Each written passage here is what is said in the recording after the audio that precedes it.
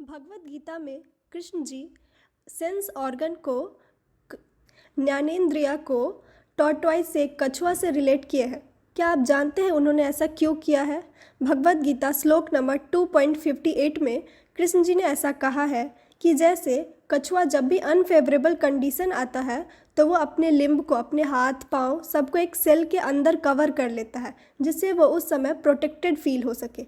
Same हम इंसान को भी सेंस ऑर्गन को उतना ही यूज़ करना चाहिए जब तक हम उस सेंस ऑर्गन को एक अच्छे काम में यूज़ कर रहे हैं, जैसे कि कृष्ण की भक्ति में या पढ़ाई में या कोई अच्छा काम में, वो कोई भी ऐसा काम जिससे कृष्ण को संतुष्टि मिल रही है या आप जिस भी भगवान को मानते हो उनको संतुष्टि मिल रही है, हमें सेंस ऑर्गन को तभी तक यूज़ करना चाहिए।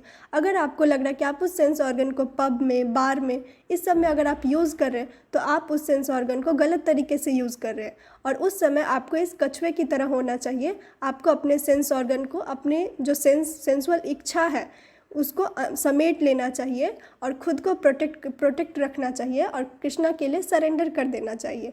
इसीलिए ये बहुत ज़रूरी है कि आप अपने सेंस ऑर्गन को अच्छे तरह से इस्तेमाल करें। कृष्ण जी कहते हैं कि जो मनुष्य अपने सेंस ऑर्गन को कंट्रोल करना सीख लेता है वो मनुष्य ज्ञान के बहुत करीब हो जाता है, क्योंकि अगर आप अपने सेंस ऑर्गन को अच्छे काम में लगाएंगे तो आप हमेशा एक ज्ञानी बनने की तरफ एक कदम और बढ़ाएंगे।